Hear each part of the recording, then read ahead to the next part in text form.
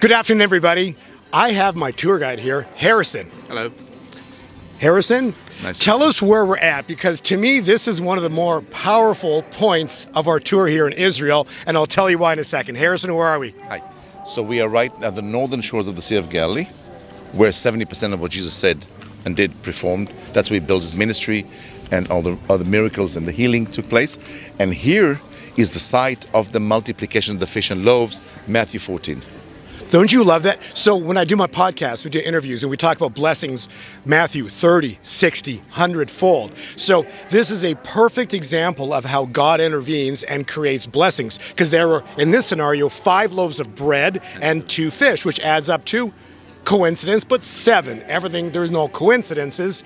Everything is by design. So anyways, God multiplies, creates incredible amount of food out of only 5 loaves of bread and 2 fish to feed how many? 5,000 men, and then you have to add women and children who are gathered from all over the villages to come here for their new message, seeking salvation. Isn't that incredible? I just wanted to make a note of this location is to me, because what's about to happen in our world here. We're about to witness the greatest financial event in human history, because God's about to intervene, and this is a perfect example about what's about to happen.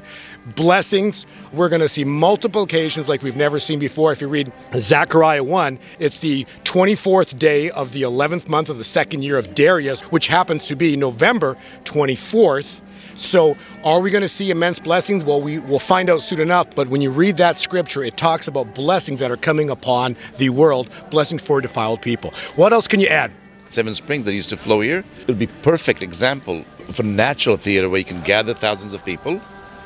And of course, when you gather thousands of people, one of the things you need is water. Yep. So they had 7 springs flowing here. There's still, some of them still flow here. And then, of course, that's what we need is the bread and the food. Right. And the food was supplied by Jesus. And when you look around this, it's kind of an amphitheater setup. So when Jesus spoke, his voice would echo so you could hear him speak everywhere. It could be on a small boat over there, on the small hill over here behind. You can't see because of the trees. And that's why it's very important to see it from above. But you can get the idea of the semicircle theater that we have here, natural one. But now there's all trees and parking and churches, so it's hard to see it. Anyways, how amazing is this? We are standing on the place where Jesus spoke to 5,000 people. Men, and then there are children. So more than 5,000, right? I never knew that. That's There we go. wow. And he fed them.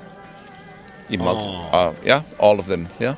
And not one went hungry. And more importantly, there was overflow at the end of this. You always remember there's a lot more to share. When you go to poor societies, you go there and they have a little rice and they can share that and create and feed 100 people. Yeah. And if you go to, sometimes you go to other people, they say, oh, there's a nice restaurant nearby. But with poor people, they can share. And there's always there to share. Yeah. And that's what Jesus is teaching here.